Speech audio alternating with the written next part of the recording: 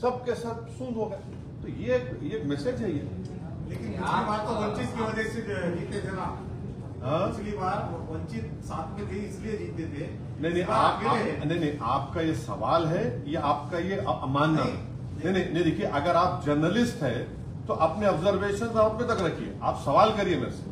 ये आपका ऑब्जर्वेशन हो सकता है, मैं डिसएग्री करता हूँ।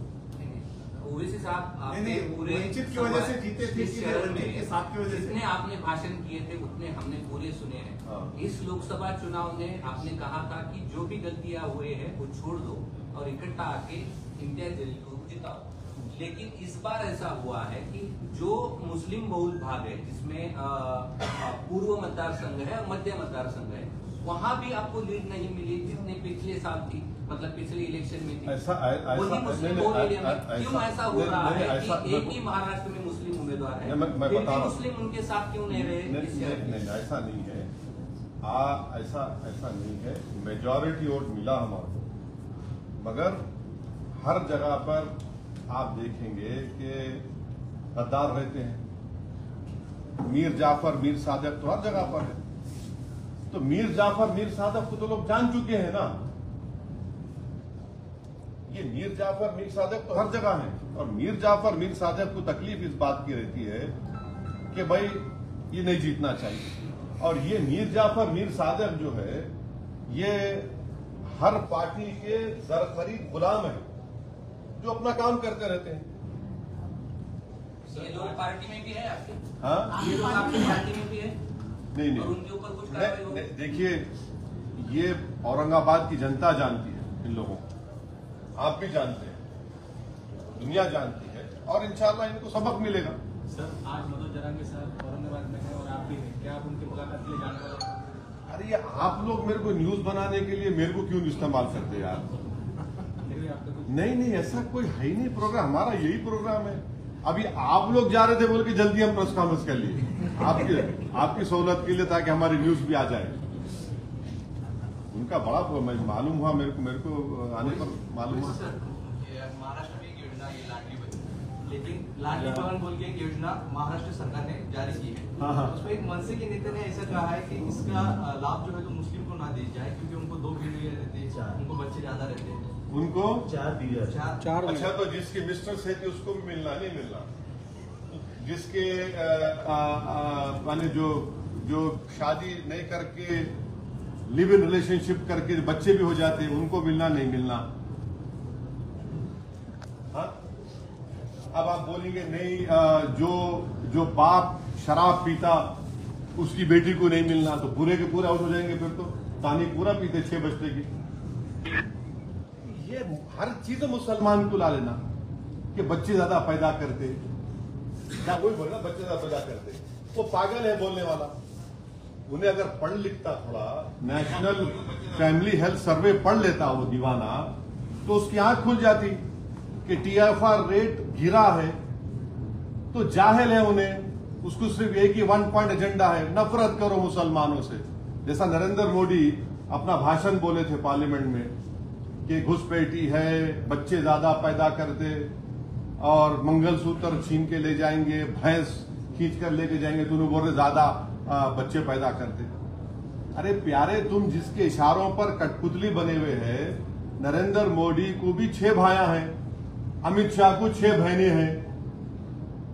अब उसका जिम्मेदार कौन है? अब कौन जिम्मेदार है उसका, बोलो ना। तो ये इनका नफरत है। अगर वो एम्पिरिकल एविडेंस पढ़ते तो खैर आपके जरिए से उनको ज्ञान मिल गया आज को।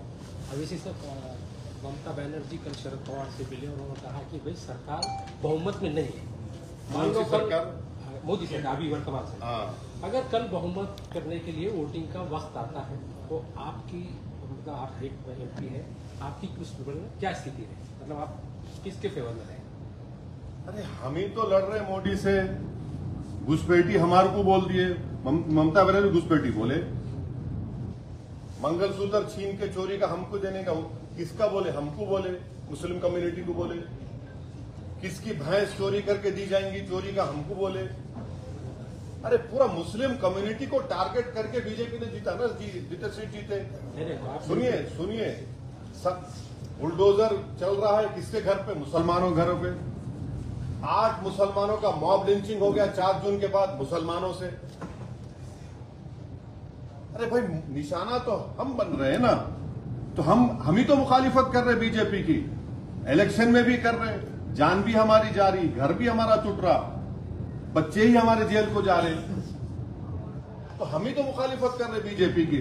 ऑनेस्टली अगर देखा जाए, जो CSDS का डेटा है, वो डेटा ये बताता है कि मुसलमान जो वोट बीजेपी को दिए थे 2014, 19 और 24 में, मोर और less it was the same, दूसरी कम्युनिटीज का बड़ा थोड़ा कम हुआ।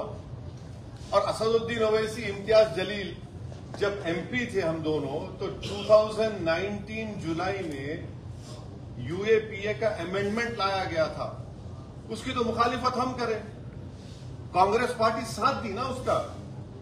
आप लोग क्यों नहीं, आप लोग ये पूछते नहीं उन लोगों से?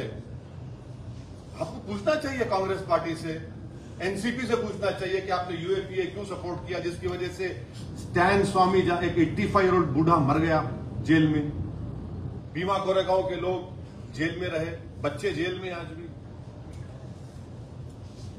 हम ही तो अपोज कर रहे, पार्लियामेंट में हम लोग हमेशा अपोज करें, और अगर कल ऐसा जरूरत पड़ेगी यकीनन हम बीजेपी के खिलाफ वोट देंगे, मगर हर चीज पे टारगेट तो हम है ना, नुकसान तो हमारा हो रहा। हमारी पार्लियामेंट में हमारी मेंबरशिप रिप्रेजेंटेशन 4% है, अपर कास्ट का OBC का बराबर हो गया, जेलों में सबसे ज्यादा मुसलमान, दलित, आदिवासी है, घर सबसे ज्यादा बुलडोजर से तोड़े जा रहे हमारे मुसलमानों के, लव जिहाद हमारे पे इल्जाम, तो हर चीज का हम पे सवाल भी हमसे होता है। मर्रो मैं और मेरे को बोलेंगे तुम उनका साथ देंगे नहीं देंगे, अरे भाई आपकी तो सवाल कम से कम हकायक को देखकर तो करो ना। नहीं हाँ, मैं बोल दिया इंडिया आघाड़ी के साथ में नहीं मेरा आपको सवाल का जवाब, अगर ये आप ये नहीं कि पूछते कि भाई आप इम्तियाज जलील क्यों आ रहा है, आप लोग ये नहीं पूछते इम्तियाज जलील क्यों आ रहा है, ये पूछना चाहिए लोगों को। एक MP था मुस्लिम, आप हराए उसको। अब असेंबली में 288 के 288 सीटें हैं असेंबली के महाराष्ट्र में, आप कितने सीट देंगे? और एक मिनट, महाविकास आघाड़ी के कितने सीट गिराने का आपका टारगेट है? महाविकास आघाड़ी की सीट कितने गिराना है, क्या प्लान है आपका, क्या टारगेट है? पूरे 48 लोकसभा सीट में एक मर्द खड़ा हुआ था जिसका नाम इम्तियाज जलील था, पूरे मिलके उसको हराने पे लग गए। सुनिए एक मिनट ठहरिए, आप गिराने की बात कर रहे हैं, इम्तियाज जलील गिराने में सबका हाथ है, कोई सामने से हमला करा, कोई पीछे से करा, कोई साइड से करा, वो सब महाराष्ट्र की जनता देख चुकी है। वंचित के साथ सुनिए आपका सवाल हो गया, जवाब सुनो बात। हम एक पॉलिटिकल पार्टी है, हम लड़ते हैं, हम जीतने के लिए लड़ते, किसी को हराने के लिए, गिराने के लिए नहीं। ये कोई कुश्ती का दंगल नहीं है कि चित करके गिरा देना, कि बॉक्सिंग मैच नहीं है पंच मार के गिरा देना। एक जमहूरियत, डेमोक्रेसी में एक डेमोक्रेटिक पॉलिटिकल फाइट होती है। प्रकाश आंबेडकर को आपने 100 सीटें मांगी थी, तब आप साथ में थे। नहीं, आपको नहीं, आप झूठ बोल रहे हैं, आपको नहीं मांगी, झूठ बोल रहे हैं अलायंस क्यों टूटा? आपको झूठ बोल रहे हैं। देखिए अलायंस क्यों? देखिए, आप सवाल करिए, अपना ऑब्जर्वेशन मत दीजिए। आपका ऑब्जर्वेशन है, बाहर लेके जाइए। एज अ जर्नलिस्ट आप सवाल करिए, मैं सुनने तैयार हूँ। मगर अलायंस क्यों टूटा, जब मैं किताब लिखूंगा बताऊंगा सर। अच्छा, हमारी वजह से नहीं टूटा। सर प्रिकॉशन क्या लेंगे साहब आने वाले चुनाव में? सर आने वाले चुनाव में प्रिकॉशन क्या लेंगे? आने वाले वक्त में अलायंस की गुंजाइश है किससे? अब कौन अलायंस करना चाह रहा, हमसे कोई बात करेंगे तो हम बात करेंगे। अभी तक तो कोई बात नहीं करे, कोई बात ही नहीं हुई किसी से हमारी। सर मोदी हुकूमत इमरजेंसी हालत है, ऐसे संजय राउत ने कहा है। मोदी हुकूमत इमरजेंसी हालत में है, इस तरह का है। मोदी दौरे हुकूमत इमरजेंसी यकीनन इंदिरा गांधी ने नाफिज किया था। नरेंद्र मोदी सरकार में सबसे ज्यादा UAPA का इस्तेमाल मुसलमानों पर, दलितों पर, आदिवासियों पर हुआ। नरेंद्र मोदी जब प्राइम मिनिस्टर है 10 साल में सबसे ज्यादा घर तोड़े गए बुलडोजर से मुसलमानों के। मॉब लिंचिंग पहले भी होती थी, मगर 10 साल में सबसे ज्यादा मुसलमानों की हुई। जब से नरेंद्र मोदी प्राइम मिनिस्टर बने, मुसलमान एक पॉलिटिकल आउटकास्ट हो गया। अब तो सेकुलर पार्टीज भी सिर्फ बोलती वोट डाल देना, मगर कोई साथ ठहराने तैयार नहीं है। ये है रियलिटी भारत की पॉलिटिक्स। जलील साहब विधानसभा में जाएंगे या प्रेसिडेंट ही रहेंगे महाराष्ट्र? हाँ, जलील साहब इंशाअल्लाह ताला महाराष्ट्र की पॉलिटिक्स में बहुत बड़ा रोल प्ले करने वाले हैं फ्यूचर में। रमेश साहब, एक सवाल ये है कि इन फ्यूचर क्या प्लान है पार्टी का? अब ये बोल दिए ना अंकल, पूरा बोल दिए। Sir, Rahul Gandhi leader of opposition की हैसियत से अभी लोकसभा में बोल रहे हैं, सब लोग तारीफ कर रहे हैं, आप कैसा देखते हैं सर? 10 साल के बाद में लीडर ऑफ ऑपोजिशन मिला है तो उनके पास स्ट्रेंथ है, उन्होंने 10% उनके पास आ गए, वो एलओपी बन गए। ये कल विधानसभा की सीटों पे संजय राउत ने चंद्रकांत पाटिल को कहा है कि अपने को फिर से एक बार साथ आना चाहिए बीजेपी और शिवसेना।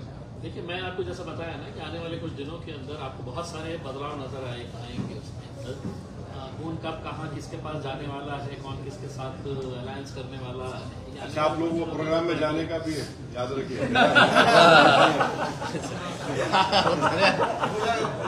हाँ, खत्म हो गया साहब, याद दिला परेशान कर दिया उसने। एक आखिरी लोकसभा चुनाव के बाद आप पहली बार प्रेस ले रहे हैं, मतलब यहाँ पे तो ये जो महायुति को जो फटका बैठा है, अजित पवार साथ में जाने के लिए, महायुति के साथ अजित पवार साथ में गए, इसीलिए महायुति की सीट लोकसभा में अच्छे खासे गिरे। तो आप कैसे देखते हैं ये महायुति सरकार विधानसभा के? देखिए, उसमें मैं कैसा बोलूं किसी और पार्टी के बारे में। मैं तो मेरा गम बयान कर रहा हूं, मैं तो मेरी तकलीफ आपको बयान कर रहा हूं। मैं तो बयान कर रहा हूं कि किस तरह से मेरे जो ख्वाब थे, मेरी जो उम्मीदें थी, उसको सब मिलकर तोड़ने की कोशिश करें। मैं कोई मेरा गम भी तो समझे, कोई मेरे ख्वाबों को भी तो कोई देखे, कोई मेरे वजूद को तो माने। अब मैं कब तक दूसरों के बारे में बात करूं? कब तक? 50 साल हो गए, 18 लोकसभा के इलेक्शन हो गए, मैं कब तक उनके ख्वाबों को पूरा करूंगा?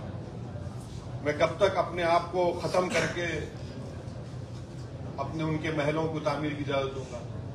मैं कब तक अपनी उम्मीदों को और अपने ख्वाहिशात को दबा दूंगा किसी और की खुशी के लिए? ये तो इंसाफ नहीं है ना, ये तो इंसाफ नहीं है। सर, दिल्ली की पॉलिटिक्स क्या बोलती है? मोदी सरकार 5 साल चलेंगी या गिर जाएगी? हाँ, 5 साल चलेंगे क्या? सरकार गिर जाएंगी मोदी सरकार? दिल्ली की पॉलिटिक्स क्या करेगी सर? एक बात सुनिए, ये जब से उन्होंने प्राइम मिनिस्टर बने 4 जून से, मैं आपको बोला कि इतने 10 से ज्यादा मुसलमानों का मॉब लिंचिंग हो गया। मध्य प्रदेश में, यूपी में कई जगह पर घरों को तोड़ दिया गया, बल्कि आप ही के बिरादरी के मीडिया के लोगों ने एक मॉब लिंचिंग को रिपोर्ट किया, तो ये नया कानून के तहत उन पर केस बुक कर दिए। तो अब फ्यूचर में क्या होता है मेरे को नहीं मालूम, मैं तो कोई ज्योतिषी नहीं हूं। मैं अपनी हथेली को देखकर तो बोल नहीं सकता, ना मैं आसमान के तारों को देखकर बोल सकता। मैं जरूर ये बोल सकता हूं कि सबसे ज्यादा तकलीफ में अगर कोई आज है तो भारत के मुसलमान हैं। वो इस बात को समझ नहीं पा रहे हैं, और समझना भी चाहिए। वोट डालने वाले बन गए, मगर उनको कोई जिताने वाले तैयार नहीं। पिछले 5 साल में अभी आप अधिवेशन में गए को जाने का है ना, लोकसभा मैं ही पसंद आ गया। चलो शुक्रिया। एक लास्ट सवाल अभी आप अधिवेशन में गए कौन से? अभी लोकसभा के हाँ, गए ना। पिछले 5 साल आपके साथ कोई बैठता था, अभी जब आप गए तो वहाँ पे याद आएगा रिएक्शन? मैं यकीनन इम्तियाज जलील मेरे को बहुत याद है। इम्तियाज जलील मैं जब वोट लिया तो मेरा वोट बड़ा फेमस हो गया पूरी दुनिया में। आप लोगों ने, आपका शुक्रिया, बहुत बहुत thank you very much. Imtiaz Jaleel मेरे को पैगाम भी जाए, असद भाई आप वोट लिए और बहुत अच्छा लिए, तो मैं उनको मैसेज करा, यार इम्तियाज तुम्हारी कमी बड़ी महसूस हो रही है। यकीनन मेरे को कमी महसूस हो रही। हम 2 थे भाई, मगर पूरों पे भारी थे हम लोग। मगर ठीक है, अल्लाह का जो फैसला है, मैं अकेला हूं तो लड़ेंगे, कोशिश करेंगे। मैं पहले भी 15 साल अकेले था और अपनी जितनी मेरे से कोशिश हो सकती है इंशाल्लाह मैं कोशिश करूंगा, अपनी बात को रखूंगा। मगर सवाल ये है कि नुकसान किसका हो रहा है, किस कम्युनिटी का नुकसान हो रहा है, किस समाज को आप पॉलिटिकल रिप्रेजेंटेशन उनका रोक रहे हैं। इतना बड़ा प्रदेश है ये, भारत का दूसरा बड़ा प्रदेश है, फाइनेंशियल कैपिटल पूरा देश का इस प्रदेश में है, और वहां से आपका एक मुसलमान एमपी नहीं है। कौन सा सेकुलरिज्म के तुम बाने बजा रहे हैं? कौन सा मॉरल विक्ट्री ये लोग बोल रहे हैं? इनको तो आईने में अपना चेहरा देखकर बोलना चाहिए moral victory. What moral victory is this? ये मॉरल विक्ट्री नहीं है, this is victory of Hindutva, this is victory of majoritarianism. ये है सच्चाई। बस हो गया, बस चलिए, अभी हमारा मीटिंग है।